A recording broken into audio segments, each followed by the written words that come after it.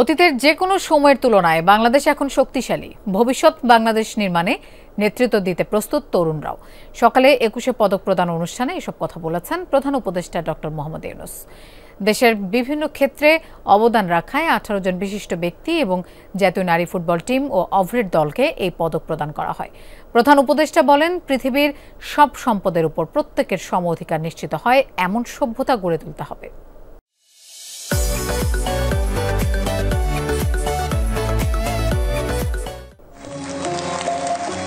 দেশের জন্য অবদান রেখেছেন যারা, তাদের দেয়া হয়েছে রাষ্ট্রের দ্বিতীয় সর্বোচ্চ স্বীকৃতি ২১শে পদক।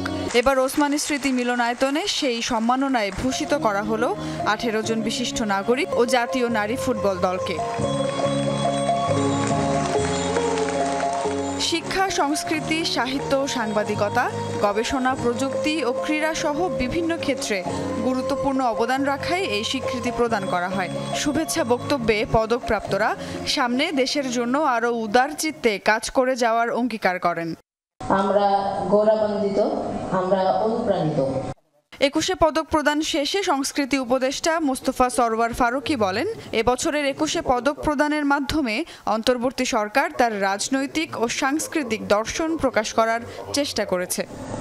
আমরা ২১শে পদক ২০২৫ প্রদানের মাধ্যমে বর্তমান অন্তর্বর্তী সরকারের রাজনৈতিক এবং সাংস্কৃতিক দর্শন প্রকাশ করতে চেয়েছি।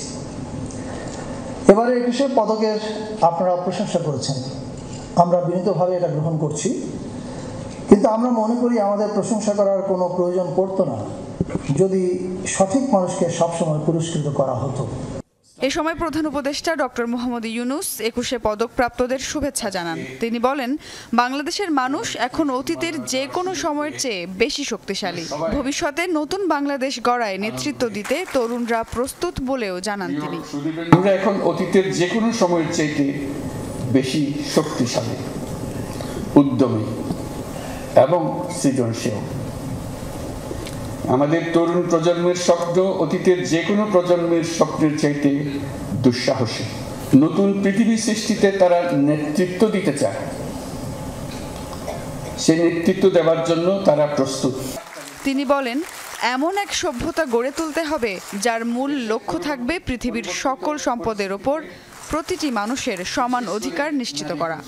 সভ্যতার মূল লক্ষ্য থাকবে পৃথিবীর সকল সম্পদের উপর প্রতিটি মানুষের সমান অধিকার নিশ্চিত করা। মানুষের জীবনযাত্রাকে এমনভাবে গড়ে তোলা যাতে করে পৃথিবীর অস্তিত্ব কোনো রকমে বিঘ্নিত না হয়।